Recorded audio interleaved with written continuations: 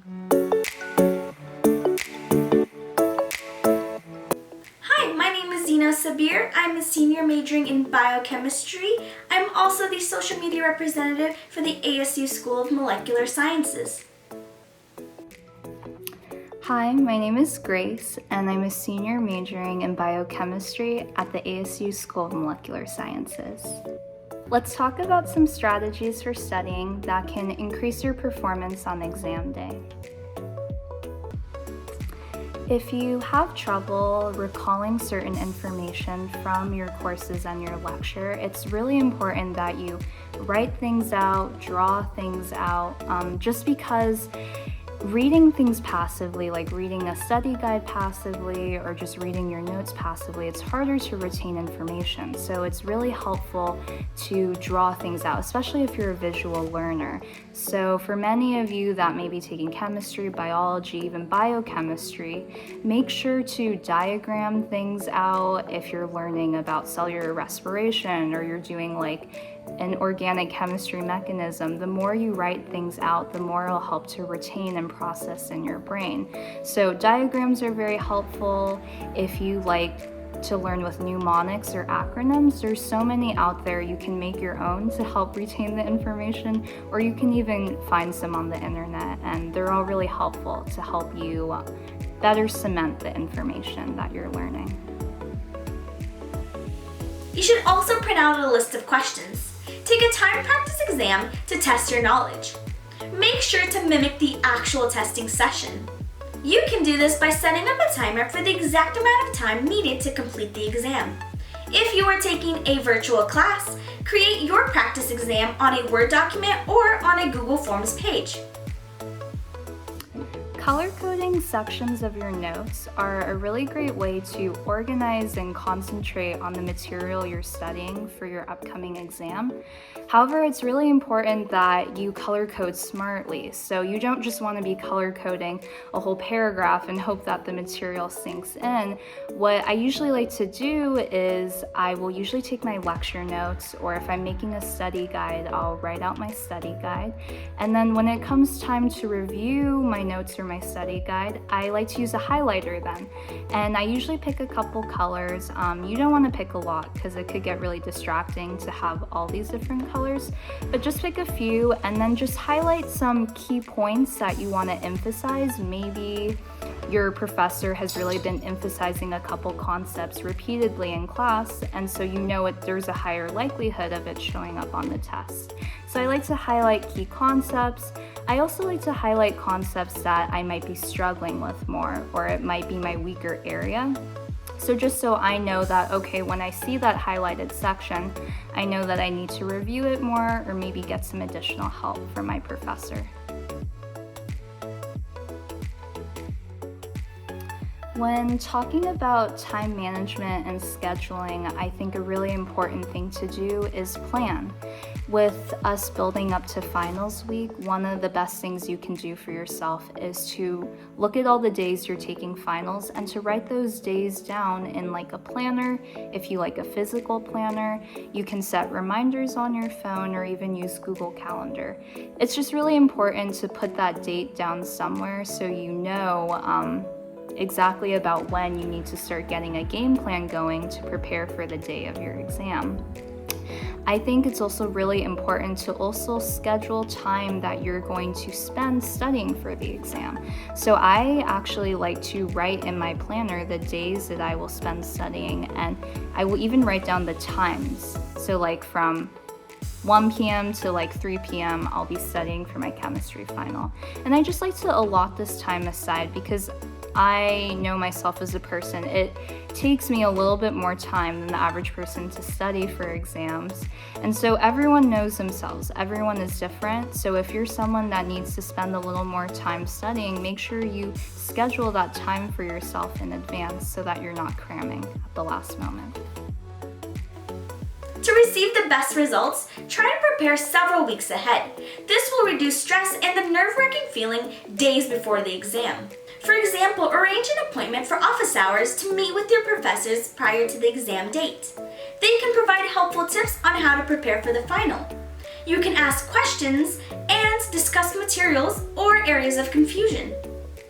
Study in increments to help avoid cramming the night before an exam. That's the most stressful thing you can do to yourself, and especially finals, they're cumulative, so it's nearly impossible to cram an entire semester's worth of content all into one night of studying. So just make sure to plan in advance. If you are someone that gets distracted easily, maybe use a timer to help pace your study sessions so that you prioritize your time better. Create a checklist for all your study tasks. This will ensure that you are on track and focused on your goal. Start by listing the important tasks first.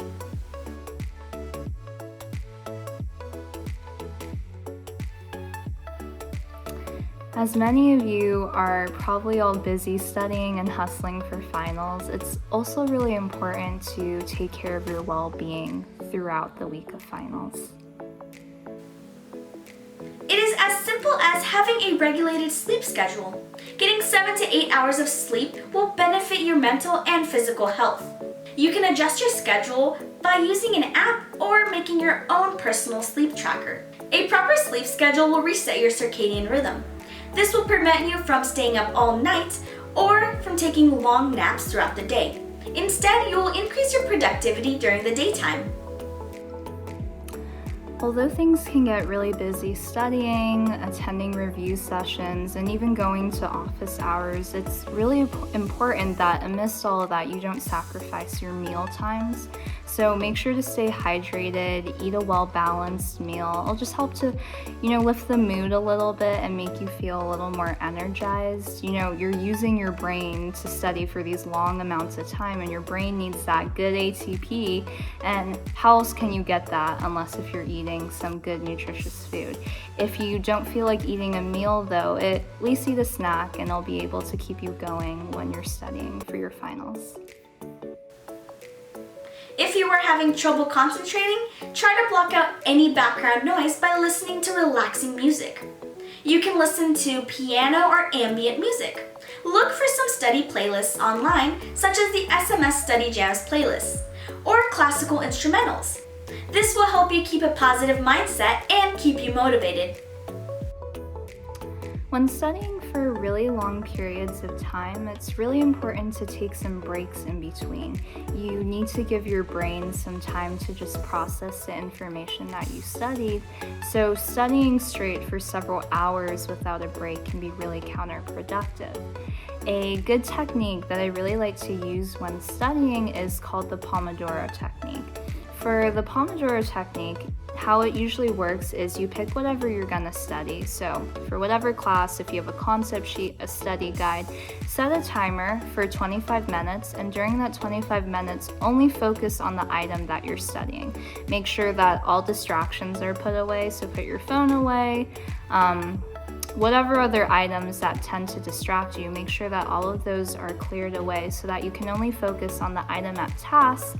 And I think the fact that you're timed and knowing that you have limited time, it really makes you prioritize your studying time.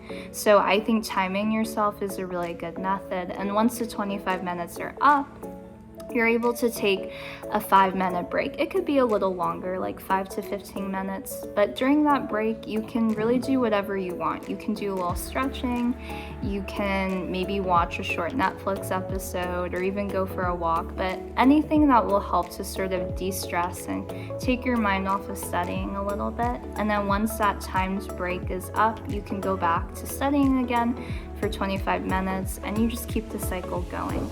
I think it's a really good technique for people to use, especially if you're someone that struggles with prioritizing your tasks.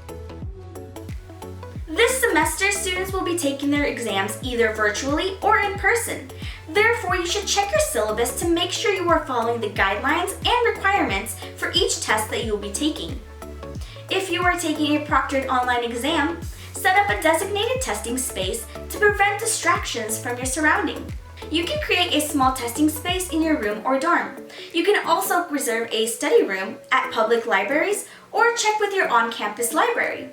Communicate with your professors if you are unable to access a quiet or private room to take your proctored final. They will make accommodations to help you peacefully take your exam. The semester is coming to an end. Make sure that all of you finish the semester strong, and we here at SMS really believe that all of you will do really great on your finals. We hope that you will successfully strategize your study sessions. Thank you for watching.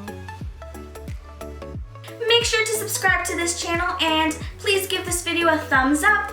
Good luck and see you next time!